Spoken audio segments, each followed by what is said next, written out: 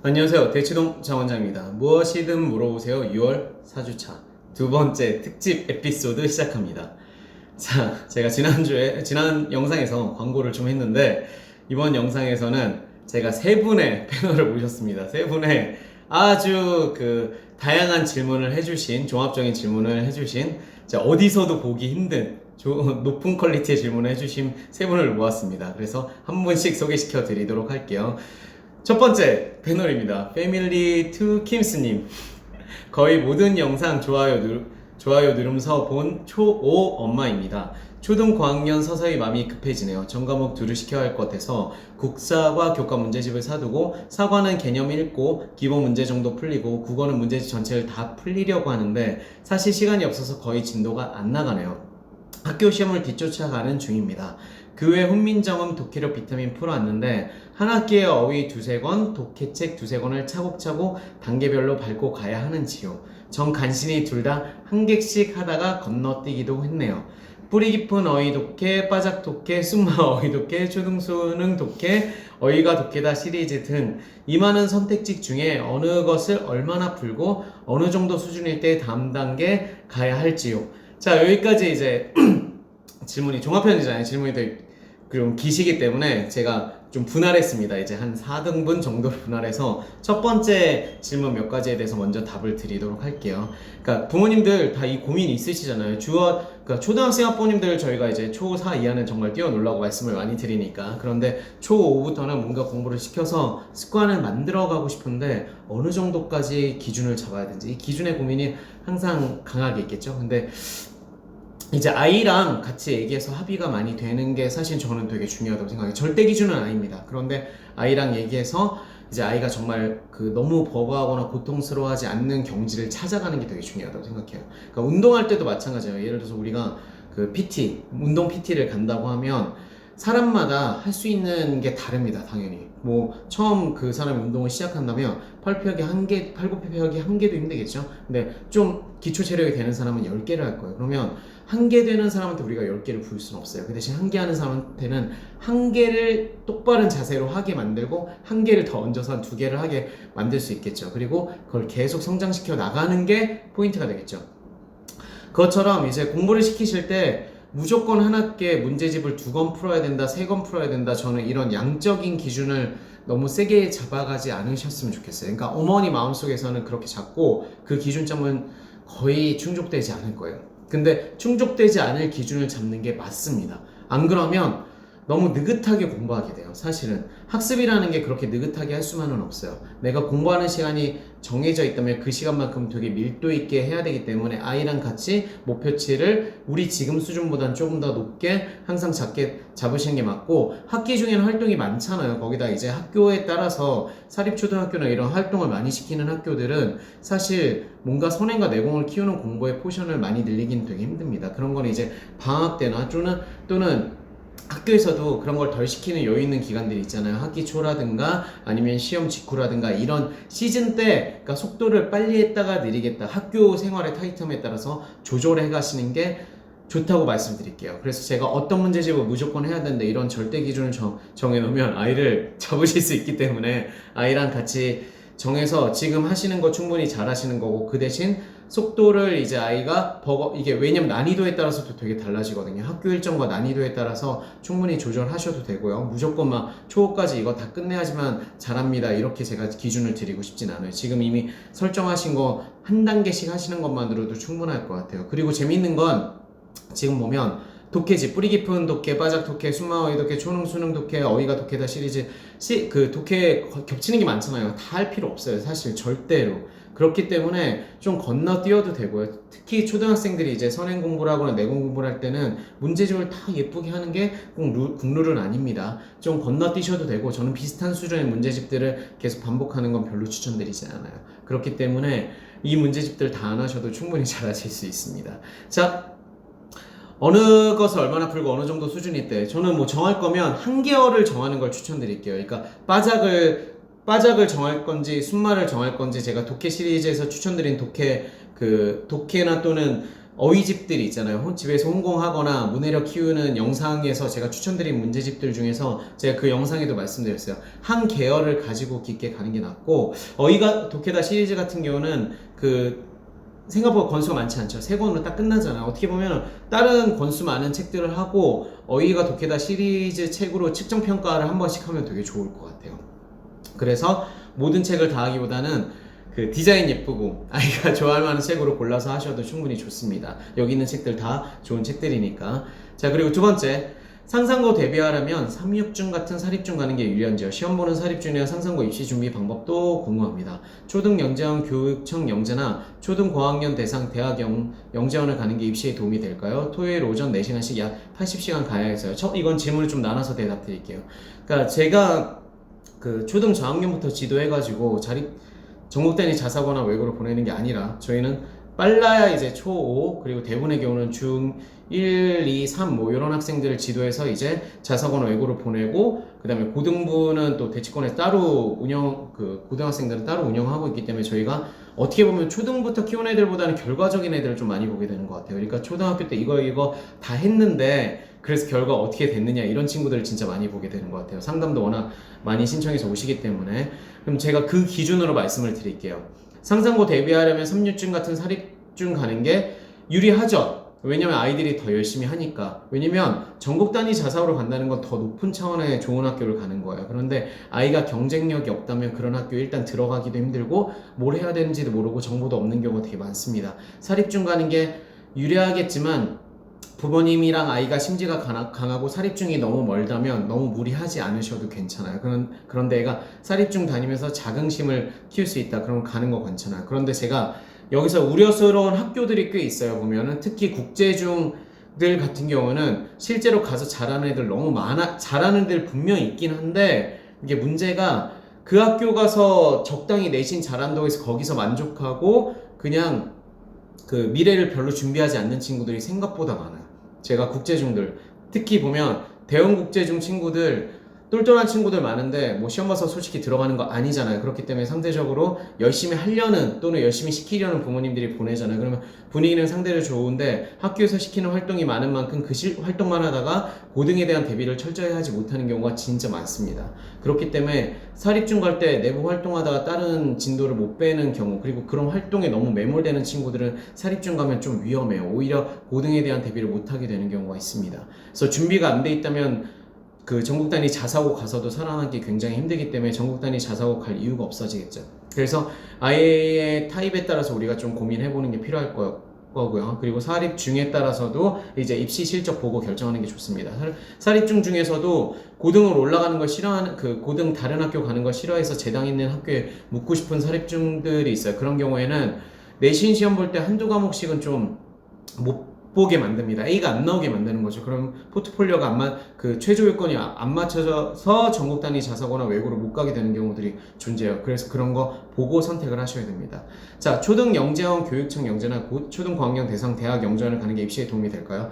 토요일 오전 4시간씩 약 80시간 이상 가야 해서요. 저는 일단 그냥 일반적 솔루션 드리면, 애매하게 말씀드린 건 부모님들에게 도움이 되지 않기 때문에 저는 그냥 비추할게요. 완전 비추할게요. 솔직히 말씀드리면. 왜냐면 영재원 출신들이 잘하는 애들 별로, 저는 대치동에서 요즘은, 그러니까 예전에 영재원이 별로 많지 않았을 때, 그리고 진짜 영재원이 조금 많이 영재스러운 애들만 갔을 때는 진짜 괜찮았어요. 그런데 지금은 영재원이 학원화 됐어요. 그런데 내용들이 너무 많고 잡다한 걸 너무 많이 하는데 실제 실력 키워주는지는 잘 모르겠어요. 그래서 영재원을 가서 진짜 효과를 봐가지고 좋은 고등학교를 가고 탑스쿨을 갔다? 지금은 저는 대치동에서 그런 걸 제가 중고등부 원장으로서 본 적이 없습니다. 별로. 네, 제 시야가 물론 한정적일 수는 있겠죠. 특수한 케이스들은 언제나 존재하니까요. 그런데 저는 일반론으로 봤을 때 제가 중고등부 대치동에서 그 학생들 지도하는 입장으로 봤을 때 요 시간 낭비하는 게 싫어서, 그리고 지금은 그렇게 특수한 교육이 아니고 너무 많은 곳에서 그냥 하기 때문에, 그래서 영재원 붙었다고 파티에 하실 필요 없어요. 영재원 가는 게 그렇게 어려운 건 아닙니다. 오히려 진짜 잘나는 애들은 절대 영재원 그렇게 목매달고 가지 않아요. 절대로. 기적의 한자 학습 같은 책을 쭉 읽고 음뜻만 반복 암기 중인데 의미가 있는 건지요? 쓰는 건 암기 끝나면 초중학년까지 시키는 게 나은지 초고는 그만해야 하는 건지요? 자, 한자 공부하는 거 저는 추천이요. 초등학교 때 은뜻만 반복 암기 중인데 한자를 쓰는 것까지는 그래도 하시는 게 좋을 것 같습니다. 음뜻만 암기한다고 해서 무조건 한자 범위가 넓어지는 건 아니거든요. 한자를 읽을 수 있는 것 자체도 되게 중요해요. 그래서 한자 쓰는 것까지, 그래서 외우는 양을 좀 줄여도 그 쓰는 것까지는 넣어주세요. 근데 쓰는 걸 진짜 싫어하는 친구들이 있어요. 그러면 진짜 뭐 다 100% 맞지 않아도 되니까 써보는 연습을 몇 회 정도는 하지, 암뜻을 외웠어도 이 정도까지는 해서 한자와 실제로 음과 뜻이 연결되는 연계 효과를 가지시는 게 양을 많이 하는 것보다는 더 좋다고 말씀드릴게요. 자, 초5인데 영어 교재 링크 8번 나가고 토플식 대형어학원 상위반입니다. 다음 영어 교재는 뭐가 나을까요? 학원은 내신 위주로 옮기는 게 나을지요? 아직은 초등학생이니까 내신 위주로 옮기시는 거 저는 추천드리지 않을게요. 그래서 좀 더 토플은 중학생 들어가면 저는 완전 추천 비추하거든요. 국제고 가거나 유학, 국제반, 유학 가는 테크트리 타는 거 아니면 외고 가는 학생들도 수능 안 만들었는데 토플 공부하는 건 추천드리지 않아요. 그런데 초등 때는 토플 공부하는 게 좀 재밌어요. 토플이 사실 공부하기 되게 좋은, 그 어떤 목적성을 두고 공부하기 되게 좋기 때문에 내신형 학원보다는 토플식 학원 계속 다니시는 게 차라리 더 나았다고 저는 추천드릴 것 같고요. 그래머 조이 스타트 뉴런 그래머 코치 표준 들었는데 그래머 코치 표준이 저는 강의를 안 들어서인지 참 체계적이지 못하게 보여서 애가 강의를 들어도 주요 내용이 이해가 안 되어 아이와 정리하다 딴 문법 교재를 뒤져야 하더라고요. 제가 이상한 건지 다들 좋다고 그러는 교재인데 교재는 N차 반복이 어려울 것 같아서 그래머 전 입문을 가할지 천입문 입문을 가할지 다음 과정이 궁금합니다. 그래머 코치는 그 문법을 좀 더 쉽게 익힐 수 있게 도와주는 책이기 때문에 홍콩용으로 최종 정리하기 위해선 당연히 자기가 다시 정리해야 됩니다. 그렇죠?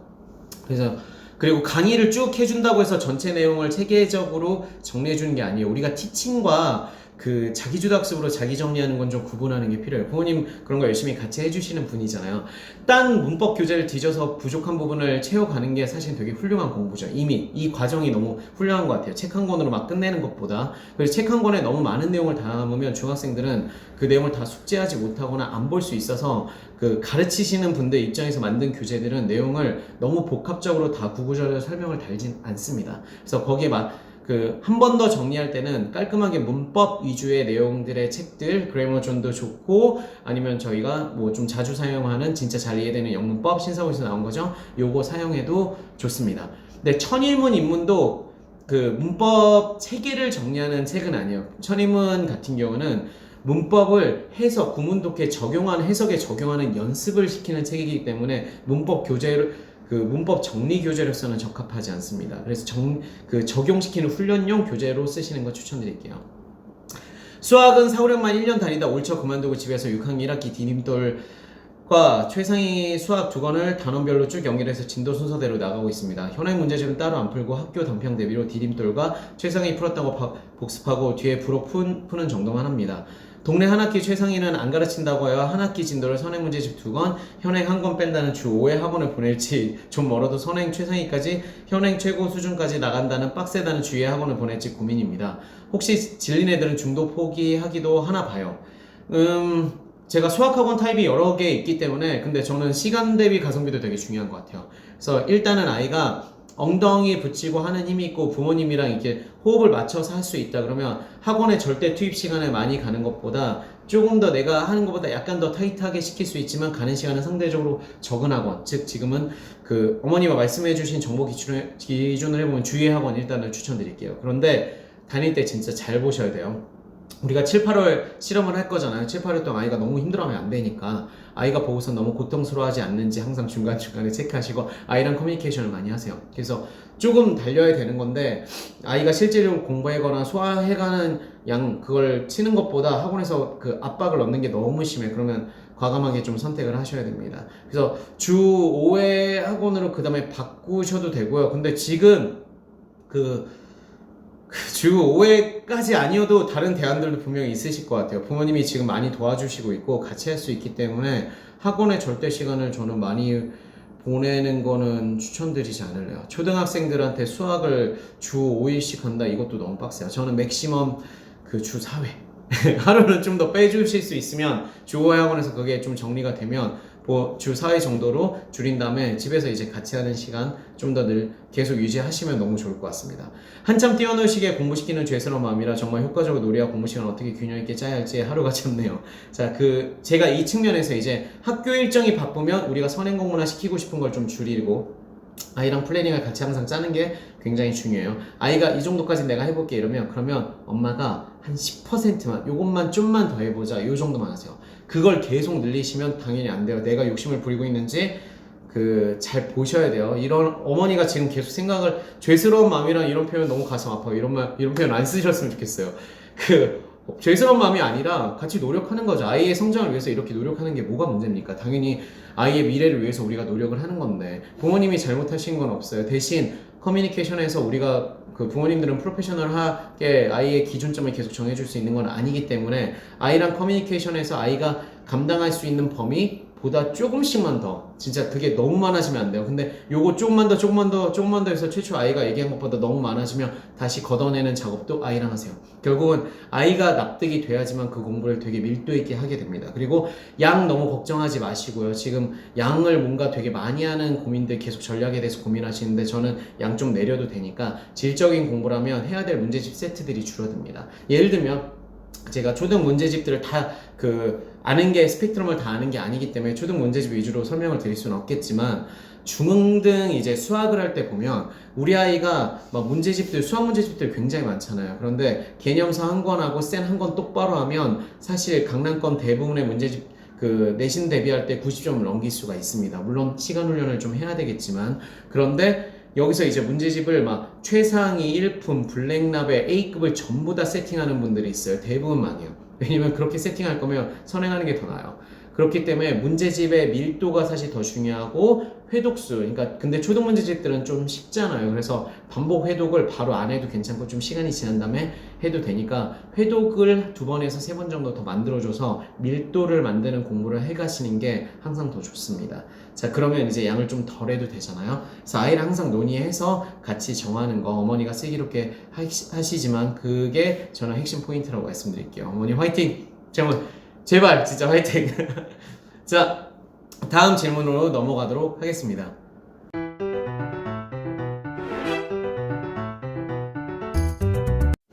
자, 다음 두 번째 패널 초3 학부모님이십니다. 저희가 초등학부모님들이 지금 굉장히 많이 들으시는 거 알고 있어요. 그래서 근데 제가 초등에서 막 선행을 강조하는 건 아니기 때문에 테크닉들을 너무 많이 하는 것보다 약간 내리는 걸 추천드리는 경우들이 많죠. 내리고 좀 질을 잘하는 거. 요거는 이제 노하우기 때문에. 자, 오늘 초청드린 분들 중에 두 번째 분 뵙겠습니다. 보랏빛 슈가님. 제 지금 뭔가 아바타를 막 띄우고 같이 해야 될 것 같은 느낌이네요. 제가 인터뷰 하고 싶은데 정말 시간을 맞추는 게 너무 힘들어서 제 자체 스케줄이 본캐가 너무 바쁘니까 대치동 자원장이라는 부캐 하고 싶은 이벤트를 다 못하네요. 그런데 제가 오늘 특집도 내보내니까 예고 하나 드리면 제가 적어도 2학기 가기 전에 엄친아 특집, 엄친아 인터뷰를 통해서 이제 어떻게 엄친아들이 됐는지 최상위 학교를 나오고 그리고 지금 되게 좋은 직업군에 계신 분들 그래서 다른 인터뷰 영상들에서 뭐 보는 거 맨날 교육계 관련된 사람들만 부르잖아요. 저는 그런 거 말고 진짜 찐 인생 성공하셨는데 좋은 학교 나오고 부모님이랑 좋은 관계를 지닌 제 지인들을 초청해서 이제 특집 인터뷰, 라이브 뭐 이런 거 진행해 보도록 하겠습니다. 2학기 때는 제가 시간 여유가 지금 너무 없어가지고 준비는 하고 있어요. 자, 오늘은 그 대신 사이버로 보랏빛 슈가님 모셨습니다. 항상 다정다감하고 웃으시던 원장님보다 카리스마 있는 반말 모두 멋져요. 저도 드디어 첫 질문이 생겼어요. 고등 내신 준비 방법을 말씀해 주셨는데 초등 내신 준비 질문 드려요. 지금 아이가 다니는 사립초등학교에서는 1학년 때부터 영어시험을 치고 수학 단평은 당연히 하는 거고요. 수학 단평도 일정 남은 일주일 전부터 준비시켰어요. 준비라고 해봐야 문제집 푸는 건데 2학년 때부터는 문제집 단권화로 공부를 했고요. 한 권 문제집을 3번 푸는데 노트에 풀이 과정 따로 쓰고 채점호의 문제집에 맞춘 건 O, 틀린 건 X, 맞췄지만 정확히 모르는 건 세모 이렇게 해서 3번 정도 하니까 다 맞추더라고요. 너무 잘하고 계시네요. 어머니 이 정도면 그냥 학원 차리셔도 돼요. 나중에 좀 잘 된 다음에. 자, 그리고 나서 단평 일정 나오면 문제집 부록 단평을 일주일 전부터 똑같은 방법으로 공부했어요. 지금은 한 학기 선행만 하고 있어요. 영어는 학교에서 4과목을 하는데 문법, 리딩, 특별교재, 미국 교과, 서영 교재 나눠서 매일 영어 수업을 해요. 좋은 학교네요. 2학년 때까지는 공통교재 미국 교과 서형 교재만 시험 쳤는데 시험 준비는 교재 판매 사이트에 가면 해석과 유닛 테스트, 단어 테스트, 미들 테스트 등 자료 출력해서 공부했습니다. 부모님이 진짜 잘 챙겨주시는 거 이거 되게 중요한 것 같습니다. 실제로 그 문제집들도 보면 들어가면 그 셀프 스터디, 홍공 집에서 할 수 있게 자기주도 학습이 할 수 있게 자료들이 굉장히 많이 마련되어 있습니다. 저랑 먼저 단어를 외우고 본문을 읽고 해석하고 그걸 누적으로 반복한 뒤 트위스티지를 풀었고요. 영어는 아이가 좋아해서 준비가 많지만 그래도 수월한 편이었어요. 재밌게 준비하고 계시네요. 그렇게 2학년까지 적응을 했고 3학년부터는 영어 시험이 위에 4과목 중 3과목은 중간고사를 쳤고 기말고사로 공통교재 시험 남았어요. 영어와 수학 단평은 2년 동안 하면서 나름 노하우가 쌓여 준비하는데 어려움이 없는데 어제 기말고사 일정이 나와서 깜놀했습니다. 여기까지. 자, 이 학생보다 학년이 낮은 어머님들은 사립초를 했을 때는 어떻게 하면 되는지 감이 오죠. 사립초는 그리고 어느 정도 시키는지 감이 오시죠. 저희 패널이시니까 보고 참고하시면 되게 좋을 것 같고요. 자, 이제 진짜 찐 질문 나옵니다. 다른 초등학교도 3학년부터 국영수 사과 시험 치르는 걸로 알고 있는데 여기서 문제는 국사과입니다. 국사과는 초등학생들이 보편적으로 푸는 문제집은 학기 중에 조금씩 풀긴 했습니다. 사실 위에 영어, 수학, 내신 준비도 보편적인 초등학생들이 저렇게까지 시험 준비를 하지 않을 겁니다. 그런데 저렇게 한 이유는 기본적인 시험을 준비하는 과정부터 시험의 시작이라고 생각하기 때문에 그런 자세를 알려주려고 초1 학년부터 시작했습니다. 여기서 진짜 고민은 국사과도 영수처럼 빡시게 준비를 해도 될까라는 의문이 생겼습니다. 교과서 읽고 개념을 노트에 정리하고 문제집을 푸는 것까지 시험 2주 남았는데 가능할까요? 시험 범위는 1단원부터 지금까지 배우는 단원까지인데 어쩌죠?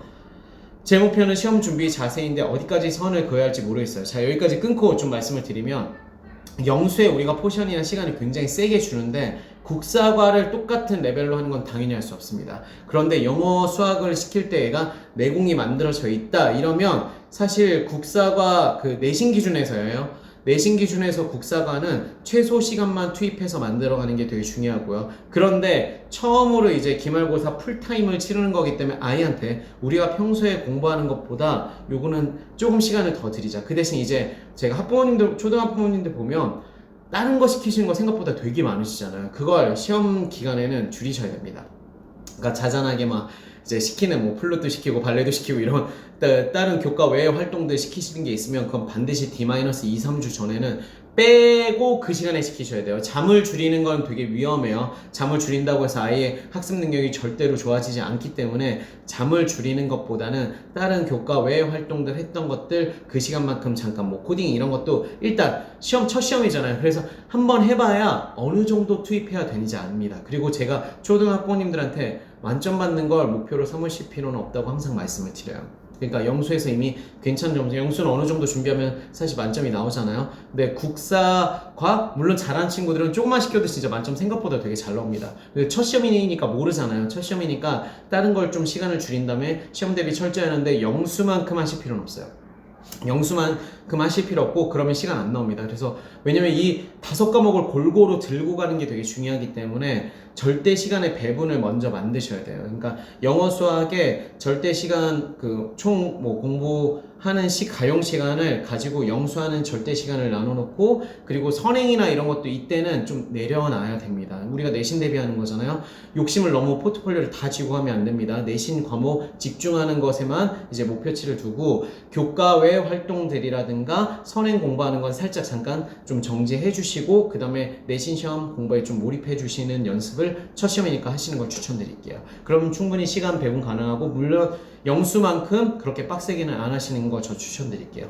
그리고 내공되면 그 정도 안 해도 점점 더 시험 잘 볼 겁니다. 국사와 시험 준비는 이렇게 하는 거다라는 걸 지금부터 확실하게 알려주는 게 좋은 건지 아니면 국사는 수업 집중해서 들었으니 문제집에 있는 단평만 한번 풀어보고 시험 치는 게 좋은지 너무 고민이 됩니다. 자, 일단 그 중간일 것 같아요. 단평 풀어보는 거랑 국사가 그 내신 공부했던 거 싹 모아서 이론에 대해서 우리가 그러니까 손으로 쓰는 테스트나 내용 핵심 정리 이런 게 힘들다면 내용의 흐름에 대해서 역질문 해가면서 이제 내용을 파악하고 있는지 테스트 보는 정도, 손으로 다 막 정리하고 테스트 보는 거 굉장히 힘듭니다. 그 정도, 그러니까 중간 단계인 거죠. 문제집을 푸는 거랑 이제 이론을 다시 확인하는 거, 요 두 가지는 크게 다시 만들어주시면 좋을 것 같아요. 참고로 아이는 7살 때부터 30분 공부하고 10분 쉬고 초1, 2때부터는 40분 공부하고 10분 쉬고 초3부터는 50분 공부하고 10분 쉬는 식으로 2타임에서 6타임 정도 공부와 숙제를 하고 있어요. 와, 이거 습관 너무 잘 들이셨는데요? 소름! 자, 어머니들 패널이라고 제가 말씀드렸잖아요. 이미 잘하고 계신 게 있기 때문에 물론 아이마다 이게 먹히지 않는 경우가 있습니다. 근데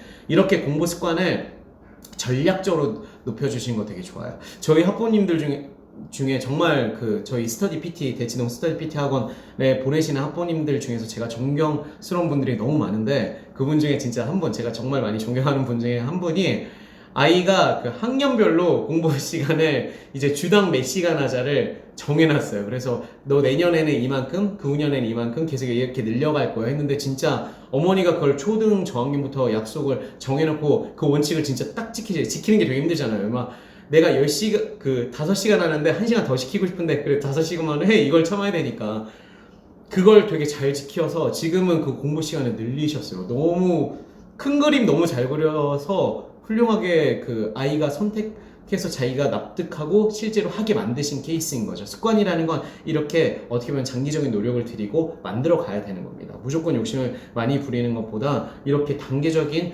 전략을 짜시는 게 너무 훌륭한 것 같아요. 공부 습관이 잡힌 아이라 더 고민이 되네요. 이 멘트 자체가 너무 부럽죠. 부러우신 분들 되게 많으실 것 같아요. 그럼 지금부터라도 이런 꼭 해야 되는 거, 내가 습관 들이고 싶은 걸 장기적 목표에 따라서 지금부터 무리하게 그걸 팍 만드는 것보다 1단계, 2단계, 3단계 이렇게 약속을 정해서 설정하시면 너무 좋을 것 같습니다. 자, 초등 3학년인데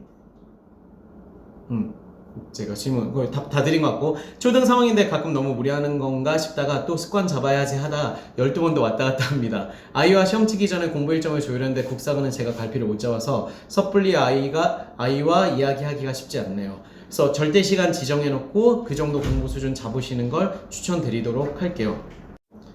초등 3학년인데 너무 가끔 무리하는 건가 싶다가 또 습관 잡아야지 하다가 12번도 왔다 갔다 합니다. 아이와 시험 치기 전에 공부 일정을 조율하는데 국사관은 제가 갈피 못 잡아서 섣불리 아이와 이야기하기가 쉽지 않네요. 정말 노력을 많이 해주시는 너무 훌륭한 어머니라고 저는 생각합니다. 그럼 이 고민 정말 많으실 거예요. 왜냐면 계속 시키다 보면 진짜 이 정도 해도 되나? 그리고 애가 진짜 퍼지면 어떻게 하지? 이런 고민들 계속 하실 것 같아요. 근데 그건 절대 솔루션이 없습니다. 솔직히 말씀드리면 제가 저희 어머니도 저랑 동생을 키우는 게 너무 달랐기 때문에 혼자 앉아서 공부하고 책 보는 게 좋은 친구가 있고, 좀 일어나서 왔다 갔다 하다 한 번씩 집중도가 확 올라가는 친구들이 있어요. 그걸 파악하기 위해서 아이랑 커뮤니케이션을 많이 하시는 게 당연히 제일 중요합니다. 커뮤니케이션을 많이 하는 게 그 자체로도 아이의 정서적 안정감을 주는데 되게 도움이 되고, 아이도 메타인지 하는데 되게 도움이 되거든요. 내가 힘든지 아닌지 계속 생각하고 도전해보고 싶은지, 이런 게 되게 중요하거든요. 힘들지 않은 공부는 당연히 없어요. 힘든 공부가 당연히 맞고, 시키다 보면 지가 앉아서 열심히 재밌게 해, 그러면 그건 무리해서 시키는 건 아니잖아요. 그렇죠? 그 대신 이제 보고선 분명히 주위에서 봤을 때도 얘가 되게 피곤해하고 힘들어하는 시기들이 분명히 보입니다. 그러면 진짜 지금 내가 이걸 되게 꼭 끌고 가고 싶어도 한 번씩은 푹 쉬게 해주세요. 정말 푹 쉬게 한다는 얘기는 24시간이고 48시간이고 36시간이고 저는 3일 정도를 맥스라고 보거든요. 3일 넘어서까지 너무 길게 쉬어버리면 정말 그냥 다시 아무것도 안 하고 싶어질 때가 많기 때문에, 그러면 진짜 그 대신 하루 이틀을 쉴 때는 완전히 공부에 대해서 전혀 생각 못하게 그냥 아무것도 하지 말고 그 대신 몸을 움직이는 활동들을 많이 시키시고, 뭐 어디 많이 돌아다니고, 평소에 케어 안 했던 아빠한테 데리고 놀러 나가, 그냥 집에 절대 들어오지 마, 그리고 나도 쉴 거야, 이렇게 한 번은 싹 학원을 잠깐 안 보내는 것도 당연히 답입니다. 하루 이틀 안 보낸다고 아이가 죽진 않아요. 공부가 없어지진 않습니다. 그래서 분명히 휴식도 필요해요. 그게 공부 계획 전략을 짜는 것과 동일하게 필요하다고 저는 말씀드릴게요. 특히 이제 전환기가 있죠. 내신 시험이 끝났을 때, 방학이 끝났을 때, 이런 전환기에는 반드시 휴식을 하루에서 이틀 정도는 반드시 주고, 가족과 하는 활동들도 공부 계획만큼 짜서 넣어주신다면 아이가 항상 그렇게 번아웃돼서 소진되는 일은 없을 거예요. 그래서 지금 어머니가 고민 많이 하시고 전략 열심히 잡으시기 때문에 휴식도 전략이다 라는 말씀을 좀 드리고 싶네요. 그러면 아이가 퍼지지 않고 잘할 거고, 커뮤니케이션 하면 힘들지 않게 할 수 있습니다. 자, 그리고 또 다른 고민인데, 초등 2학년 학기 초에 담임 선생님께서 수업 중에 서울대 이야기를 하셔서 그때부터 서울대 입학을 버킷리스트에 적네요. 완전 귀엽네요. 서울대 궁금해하길래 제가 유튜브 샷 스튜디오 몇 번 보여줬는데, 그걸 보고는 서울대 합격증을 파4로 작업해서 출력도 하고요. 파워포인트죠? 서울대가 가고 싶다고 가는 것도 아니고 그에 따른 노력이 어마무시하다는 걸 아는지, 아이 아빠는 옆에서 또 서울대 말고 외국에 더 멋진 대학교도 있다고 말하지를 않나. 근데 그 외국의 더 멋진 대학교들은 서울대 가는 것만큼 힘듭니다. 이제 부모님까지 힘들다고 제가 말씀드릴게요. 재력과 시간도 다 돼야 되기 때문에 제가 자랑하려고 하는 게 아니라 아이가 목표도 있고 능력도 있으니 제가 중간에 어떻게 조율을 해야 할지 또 고민입니다. 한 템포 쉬려고 방학 때 도서관으로 방향도 바꿔봤고요. 이거 너무 훌륭하신 선택이네요. 아이가 꿈꾸고 있다면 그거 말고 다른 길도 있어. 다른 길도 있지만 도전해서 한번 해보자. 이러고 더 부스트업 하시는 것도 괜찮지 않을까요? 서울대 가서 샵 밑에서 진짜 사진 한번 찍고 가서 방학이니까 샵 밑에 지금 코로나도 좀 잠잠해졌잖아요. 가서 사진 한번 찍고 학교 이제 투어 한번, 학교 진짜 넓거든요. 공원처럼 좀 돼 있어서 볼 때도 많습니다. 방학 때는 학생들한테 방해도 안 되니까 학기 중에 많이 오지 않으신 게 저도 좋았던 것 같아요. 근데 방학 때는 그렇게 한 번씩 가가지고 구경도 하고 거기서 이제 뭐 맛있는 그 와플도 한번 사 먹고 자연 옆에서 그런 거 한번 해서 해보시면 좋을 것 같고요. 너무 그 부모님들이 보면 되게 요즘 많이 조심스러운 것 같아요. 그러니까 아이들한테 공부를 너무 강요하고 싶진 않은데 했으면 좋겠는 마음이 되게 이중적이잖아요. 아버님들이 사실 진짜 많이 그래서 아버님들이 보면 그 푸시 안 하다가 나중에 그 학년이 올라간 다음에 푸시를 하시더라고요. 그러지 않으셨으면 좋겠어요. 그래서 아이가 꿈꾸고 있다면 그래 그게 진짜 어떤 학교인지 좀 같이 알아보는 게 더 좋지 않을까요? 그냥 서울대라는 게 뭐 샤도 있지만 누리집도 있고 학교 들어가 사이트 들어가면 볼 수 있는 정보들도 많고요. 실제 학교 가 보는 것도 되게 도움이 되고요. 그래서 학교에 대해서 자세히 알아봐서 약간 만지고 싶게 만든다면 아이가 그 실질적인 노력을 이제 동기부여 받아서 더 하기 시작할 거예요. 그러니까 실제로 좋은 학교 간 친구들은 어렸을 때 그런 동기부여를 다양하고 끊임없이 합니다. 그렇기 때문에 제가 이제 꿈을 가졌으면 도전 제대로 그리고 그림을 그릴 수 있게 하다가 나중에 고쳐도 그 대신 부모님이 이런 얘기 해주시면 좋을 것 같아요. 서울대를 준비하는 게 당연히 많은 과정과 노력, 그 많은 노력이 필요하고 부모님의 서포트가 필요하겠지만 네가 중간에 힘들다면 우리는 꼭 서울대 아니어도 괜찮아. 근데 서울대 가면 뭐 좋은 이점들이 있겠지. 그래서 네가 도전하고 싶다면 우린 100% 응원할게. 그 대신 좀 더 구체적으로 우리가 그게 진짜 좋은 학교인지 어떤 학교인지 좀 궁금한 것도 찾아보고 뭐 견학도 한번 가보자 이래 봐주시면 너무 좋을 것 같습니다. 자, 그리고 도서관 이거 진짜 너무 추천드리고요. 또 한번 엄청난 긴 글을 써오렸네요. 따끔한 충고도 좋으니 조언 부탁드려요. 충고 제가 많이 드린 것 같고요. 따끔한 조언도 몇 마디 드린 것 같으니까 그리고 어머님을 통해서 또 이제 배우신 분들도 많으실 것 같아요. 좋은 얘기 너무 많이 공유해 주셔서 감사합니다. 두 번째 패널분의 사연은 여기까지였습니다. 자, 그럼 세 번째 패널분 마지막으로 뵙도록 할게요.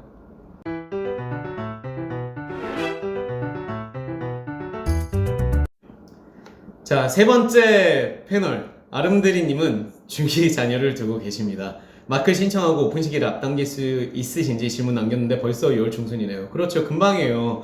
자, 시험 그래도 저희도 기말 끝나고 좀 같이 다니면 너무 좋으니까 저도 아마 구독한 지 1년 반 정도 된 것 같아요. 필기하며 유명 학습 방송은 다 찾아보고 있는데 원장님의 방송은 항상 순수함과 열정, 확신, 진정성이 느껴져요. 초반부터 답변도 영상으로 정성 가득 준비하셔서 이 원장님 정말 롱런하실 스마트하신 찐 원장님이란 생각이 들어요. 어머님들이 자꾸 이렇게 얘기해 주시니까 제가 더 열심히 찍잖아요.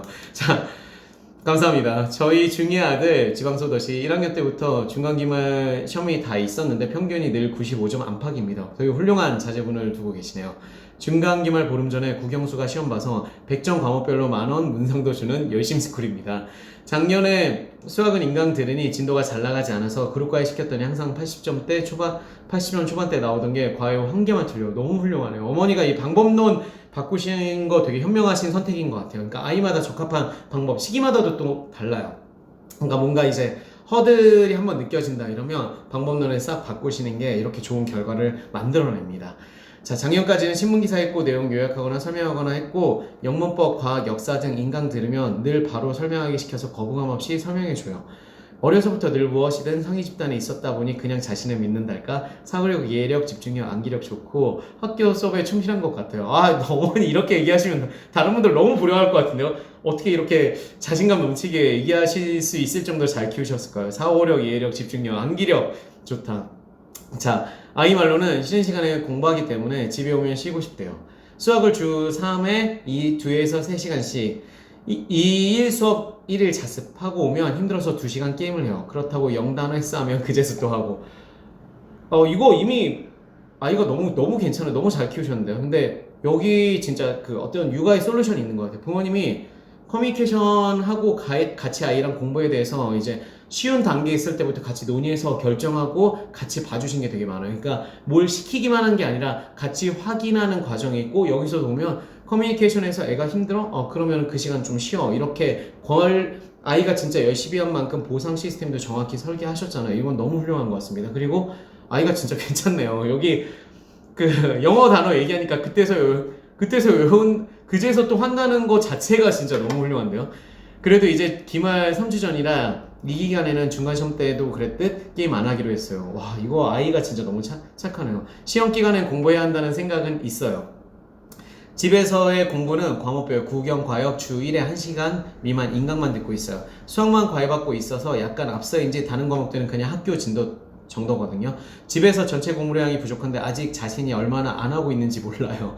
시험 성적은 늘 상위권이고 싶은 마음에 목표 점수가 있어서 노력하고 도달을 해요. 훌륭하네요. 아이가 엄마를 위해 감사해야 하는 마음이 있어서 엄마 제시하는 공부 로드맵에 따르는 마음은 있는 아이고, 카이스트나 포스텍 쪽 생각만 하고 있는 아이입니다. 자, 여기서 이제 질문을 명확히 해주신 건 아닌데, 구경과역 인강을 꼭 다 들어야 되는 거 아니면 문제집 풀이나 개념을 자기 힘으로 그 책을 보고 이해하는 걸 그 시간에 투입하는 것도 괜찮을 것 같아요. 그러니까 학습 능력이 있는 친구라면 꼭 강의가 필수는 아닙니다. 책을 잘 보는 게 훨씬 더 중요하기 때문에, 예를 들어서 역사 같은 경우는 강의 재밌는 거 진짜 많긴 한데 그 시간에 이제 내가 책을 보고 이해할 수 있다 그러면 책을 보고 그걸 테스트하고 관련 문제 푸는 연습 정도로 이제 시간을 약간 더 효율적으로 잡아주시는 것도 좋을 것 같아요.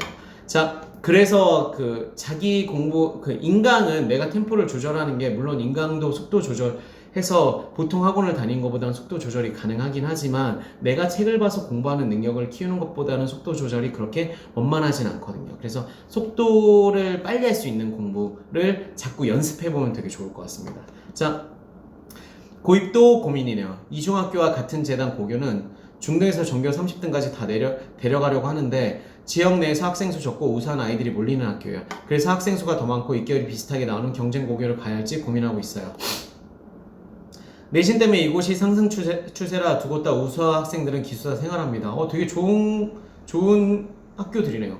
지금은 일반고 생각하고 있지만 자사고를 보내고 싶은 마음에 들어가려면 이 정도는 해야겠다 많이 얘기를 했어서 스스로 2학년 때 전교 몇 등, 3학년 때 전교 몇 등 하겠다고 얘기는 했는데 마음만 앞선 상태입니다. 중학교 때 공부 습관 잡는 게 최대 목표입니다.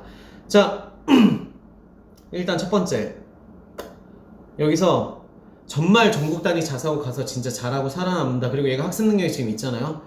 선행 속도를 지금 얼마나 내셨는지 모르겠는데 그 선행 속도를 적어도 영수 기준으로 좀 더 명확히 만들어 두시는 게 필요할 것 같습니다. 그러니까 내가 영수에 대한 선행 속도가 만들어져 있고 문해력 훈련도 충분히 돼 있으면 학습 속도 자체가 빨라져요. 그래서 현행 내신 준비하는 시간은 확 줄어듭니다. 그러니까 그 제 기준에서 이제 말씀드리거나 저희가 완전 최상위권 학생들 지도하는 기준에서 말씀드리면 솔직히 평소에는 D-한 2, 3주 전까지는 학교 내신 공부 별로 안 해요. 왜냐면 선행하는 게 너무 재밌고 아이들이 소화 능력이 되니까. 그래서 국어, 영어, 수학, 과학 다 선행 공부로 속도를 쭉쭉쭉 내고 있다가 학교 내신 대비 공부는 정말 포인트 하나, 학교 수업 정말 잘 듣고요. 그럼 그 수업 시간에 바로 입력하는 경우가 진짜 많아요.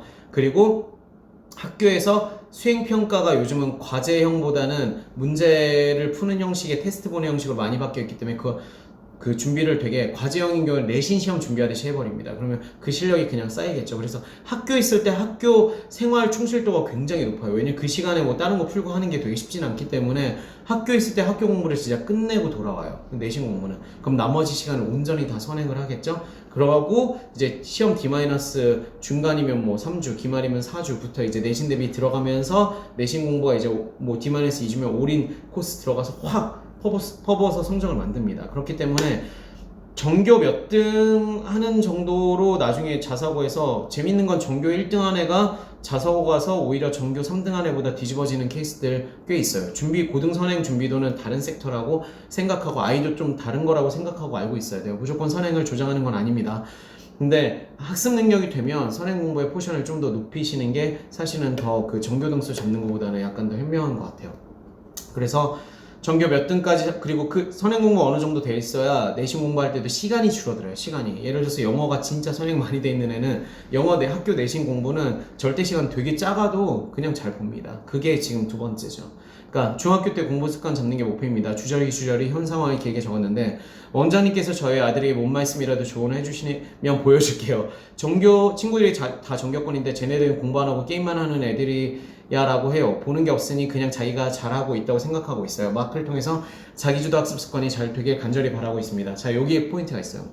그러니까 아이들이 되게 안타까운 게 학교에서 보는 건 그 아이들의 일부 시간입니다. 그리고 재밌는 건 나도 얘도 다 학원 다닌 다음에 밤늦게 이제 애들이 온라인으로 접속하는 걸 보잖아요. 진짜 실제로 대부분의 경우에 보면은 학교 생활 겁나 충실하고 또는 수업 들을 때 대충 보는 거 있는데 바로 외우는 애들 있어요. 그런 애들 진짜 따라가는 게 사실은 쉽지 않겠죠. 그러니까 얘는 몰입도와 집중도가 굉장히 좋은 거고 내가 이 시간에 끝내버릴 거야라는 생각을 하는 거죠. 그 코드를 계속 심어간 거고요. 그리고 선행이 세게 돼 있는, 점점 선행의 밀도가 높고 세게 돼 있는 애들은 제가 아까 말씀드렸다시피 눈에서 가시적으로 보이는 내신 대비 시간은 되게 적습니다. 그런데 더 많이 알아요. 한 번 공부해도 더 많이 파악돼 있어요. 그런 애들은 겉에서 보기에 공부 안 하는 애 전부예요. 그리고 일부러 그래요.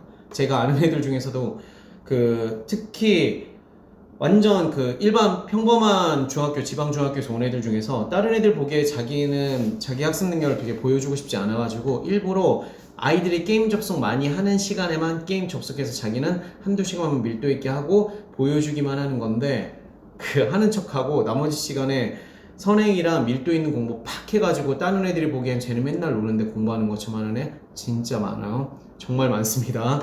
이게 되게 재밌는 게 자사고랑 외고가잖아요. 기숙사 생활해보면 확 보여요. 얘네들 원래 그랬던 애들이 자사고랑 기숙사 생활하면서 같이 보잖아요. 진짜 열심히 해. 나머지 시간에 완전 공부 밀도가 좋고 게임을 해도 그 시간은 굉장히 한정적이거나 자기 핵심 기간에는 절대 안 해. 예를 들면 막 시험 D-2주 이렇게 남겼을 때는 SNS 활동이나 막 이런 게임 접속 로그가 다 끊겨. 그런 경우가 되게 많습니다. 그러니까 그리고 자기도 일부만 보고 얘기하는 거잖아요. 그리고 코로나 시기였기 때문에 애들이 생각보다 자기 공부할 시간이 되게 많았고 자기 놀 시간도 더 많았어요. 그러면 눈에는 뭔가 온라인에서 많이 게임 접속해 있는 것 같지만 실제로 얘는 자기 공부 시간도 더 많이 확보해서 이미 끝내놓고 하는 경우가 굉장히 많아요. 그렇기 때문에 아이가 지금 잘 크고 있고 훌륭한 아이인데도 기준점을 못 잡고 있는 것 같아서 좀 말씀드리면 더 해야 됩니다. 자, 전교권 내신 따는 건 너무 당연하고 다른 애들 노는 거 이거 핑계 댈 필요 없어요. 실제 찐 실력은 그 이해 시간을 굉장히 많이 쌓고 있기 때문에 지금 잘 크고 있으니까 좀만 더 제대로 목표성 두고 고등을 위해서 준비해 줬으면 좋겠어요. 그럼 진짜 잘할 것 같아요. 어머니가 너무 잘 키우고 계시고 자제분도 되게 인성도 되게 좋고 훌륭한 아이인 것 같은데 조금만 더 욕심을 명확히 부려주세요. 자, 제가 특집편엔 패널 3분을 모시고 비대면으로 모시고 정말 좋은 아이들을 잘 키우고 계신 노하우도 듣고 제가 좋은 점도 드렸습니다. 자, 다음에 진짜 좋은 기회가 되면 학부모님도 모시고 얘기를 하면 되게 좋겠네요. 자, 좋은 질문 너무 감사하고요. 학부모 교육 고민 해결 코멘트로 질문 달아주시고 특히 학년 지역 수준 살짝 달아주시면 제가 이렇게 정성껏 답 드리겠습니다. 그런데 고민들을 너무 쌓아뒀다가 폭발적으로 안 하는 게 더 좋을 것 같아요. 왜냐면 부모님들 자잘한 고민들 있으시잖아요. 그런 거 하나하나 다 하시고 진짜 되게 오랫동안 고민이 되게 큰 고민이면 이렇게 긴 글 한 번씩 남겨주셔도 제가 꼬박꼬박 답 드릴 테니까 고민한 지점들, 남들한테 쉽게 얘기 못했던 것들 요 게시판에서는 되게 솔직하게 얘기해 주시면 너무 좋을 것 같습니다. 저한테도 되게 중요하고 소중한 시간인 것 같아요. 자, 질문해 주신 3분 패널님들께 너무 감사드려요. 정말 자기의 숨겨진 모든 것들을 다 오픈해서 보여주신 것 같아서 정말 감사하고 진짜 3분 키우신 자녀분들도 다 글을 보면 소속들을 보면 부모님들이 아무리 미화시켜서 썼다고 하더라도 되게 잘 큰 것 같아요. 그래서 훨씬 더 잘할 수 있기 때문에 제가 말씀드린 포인트들 딱 하시면 굉장히 훌륭한 인재들이 만들어질 겁니다. 훌륭한 인재가 되실 거예요. 화이팅! 자, 스마트맘과 홍콩노를 위한 대치동 자원자 시즌5 공유 부탁드립니다. 오늘도 여러분의 공부를 응원합니다. 화이팅!